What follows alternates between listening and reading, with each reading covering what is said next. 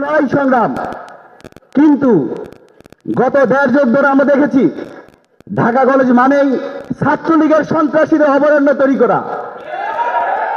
Dhaka college মানেই ছাত্রলীগের অস্ত্রের ঝঞ্ঝনানি। আমরা বিগত কয়েকদিন আগে দেখেছি প্রত্যেকটা ক্যাম্পাসে কি পরিমাণ অস্ত্র, গোলা বারুদ, রামদা হকি স্টিক ছিল, আপনারা দেখেছেন সম্ভবত। গত দেড় যুগে ঢাকা বিশ্ববিদ্যালয়ে অনেক সংগ্রাম হয়েছে, জাহাঙ্গীরনগরে অনেক সংগ্রাম হয়েছে, জগন্নাথ বিশ্ববিদ্যালয়ে অনেক সংগ্রাম হলো, যেখানে মিডিয়া কভারেজ পাওয়া যায়, জাতীয় রাজনীতিতে একটা প্রভাব বিস্তার করা যায়। কিন্তু ঢাকা কলেজ এমন একটা জায়গা, সেখানে প্রত্যেকটা ছাত্রদের হাতে অস্ত্র রামদা থাকা হয়। সেই অস্ত্র রামদাকে হাতের তুড়ি দিয়ে ঢাকা কলেজের শিক্ষার্থীরা তাদের জীবনকে তুড়ি দিয়ে স্বৈরাচার ফেসিবাদের লড়াই সংগ্রামে ঝাঁপিয়ে পড়েছিল। কিন্তু আমরা সবসময় বলে থাকি যে ঢাকা কলেজের অবদান, আমাদের কেন্দ্রীয় সমন্বয়ক অনেকেই কথা বলেছেন, জালামি বক্তব্য দিয়েছেন, কিন্তু আমরা আসলে সবসময় দেখতে পারি যে ঢাকা কলেজকে একটা কোণঠাসা করার মতো একটা পরিবেশ। ছাত্রলীগ বা শেখ হাসিনা আমল আমরা দেখেছি, বিএনপির সময় ওইভাবে আমরা জানি না, কিন্তু আমরা যদি অন্তর্বর্তীকালীন সরকার, যেই সরকার ছাত্র সমাজের রক্তের বিনিময়ে দাঁড়িয়েছে, সেই সরকারও যদি ঢাকা কলেজকে কোণঠাসা করা যায়, তাহলে কিন্তু আমরা মেনে নিব না। বর্তমান সময়ে আমরা বিভিন্ন সংস্কার কমিশন দেখছি, সংবিধান সংস্কার কমিশন, পুলিশ সংস্কার কমিশন, জননিরাপত্তা সংস্কার কমিশন থেকে শুরু করে বিভিন্ন সংস্কার কমিশন হয়।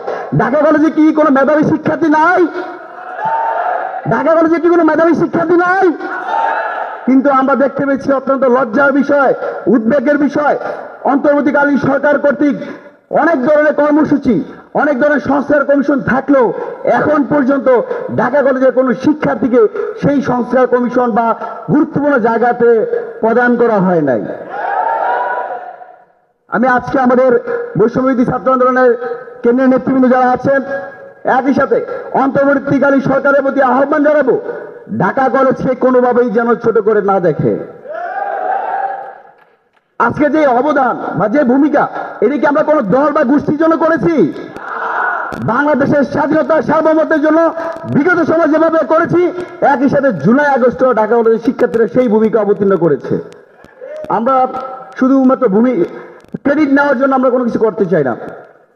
আমরা আজকের এই মঞ্চ থেকে আমরা জানি বৈষম্যবিরোধী ছাত্র আন্দোলন ঢাকা কলেজের দুঃসাহসিক নেতৃত্বের কারণে আমরা ঢাকা কলেজের শিক্ষার্থী বন্ধুদেরকে একত্রিত করতে পেরেছি। বিশেষ করে রাকিব, মইনুল, জিহাদ, ইউসুফ, গাজী, আল্লাহ আহমেদ জীবন, আবু বকর সায়েম থেকে শুরু করে অনেক শিক্ষার্থীদের অনেক ত্যাগের বিনিময়ে, তাদের অনেক দুঃসাহসিক নেতৃত্বের কারণে আমরা ঢাকা কলেজকে ঐক্যবদ্ধ করতে পেরেছিলাম।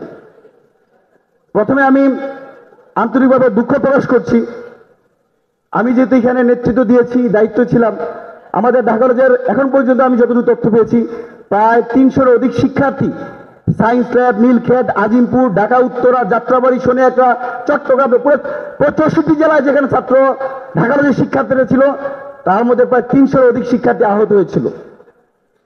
আমি ক্ষমা চাচ্ছি এই কারণে, আন্দোলন চলাকালীন সময় ঢাকা কলেজে আহত ভাইদেরকে আমরা সেরকম চিকিৎসা দিতে পারি নাই।